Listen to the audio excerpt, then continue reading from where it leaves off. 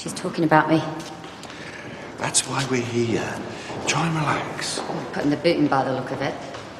Surprised she hasn't insisted I'm hung, drawn and quartered while she's at it. We shouldn't be too long now. Anything you want to go over before we go in? Stand there, plead guilty, and then see what they're going to do about it. And please come across as non-aggressive. Try and look sorry, even if you know. Of course I'm flipping sorry. I'm sorry I got us into this mess. I'm sorry I might go to prison. I couldn't be more sorry. I'm sure no one would argue against this being a disturbing case. The biting by an adult of a tiny little girl whose crime it was to seem as if she might do likewise to the defendant's daughter. Doubtless you will hear from my fellow counsel, sir, that this is the defendant's first time before the bench. But I would ask that you treat this incident as no less than what it is. Quite simply, child abuse. It's not. Flipping ridiculous. I think counsel might be exaggerating. As the mother of a small child yourself, you acted to prevent your daughter coming to harm, as it would have been distressing for her, and indeed for you. That's it exactly.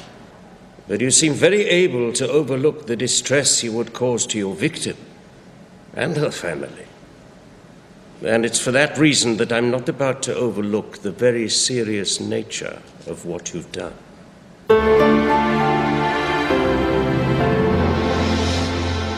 And so, sir, in addition to pleading guilty at her first opportunity, and despite my friend's rather clumsy attempt at a preemptive strike, I would ask you to consider Mrs. D'Souza's previous exemplary record and her deep shame and regret over this matter when reaching whatever decision you make. Miss Kirkland? Sir, may I submit an extra piece of documentation for the court's consideration? A little warning would be nice. I've just received it. And it is? A letter from Vivian Hope, mother of Kathy Hope. That's that then. I'd like a moment to read it in private. We've only just started, and it's very late. Tell me about it. You're next in line, Mr. Arnold. Could you tell me why you wrote this? I thought it needed saying. Do you stand by it? Yes, I do. How would you describe your relationship with Mrs. Hope, Mrs. D'Souza? It sort of went downhill when I bit her kid.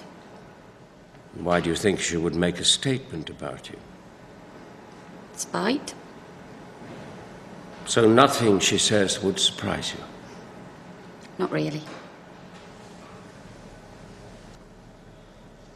I don't consider myself a close personal friend, but I've known Nicola a long time and do know she's a hard worker and a good mother. In spite of everything, I would be happy to leave my children in her care in the future. And then she goes on to say how you wouldn't be her first choice, which seems, frankly, fair enough. Mrs. Hope also requests that you be dealt with as leniently as the law allows. So, surprised now? Yes, Your Honour. But of course, Mrs. Hope is not sitting here. I am.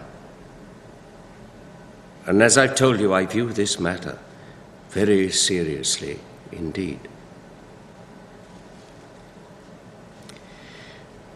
I sentence you to a conditional discharge for a period of 18 months.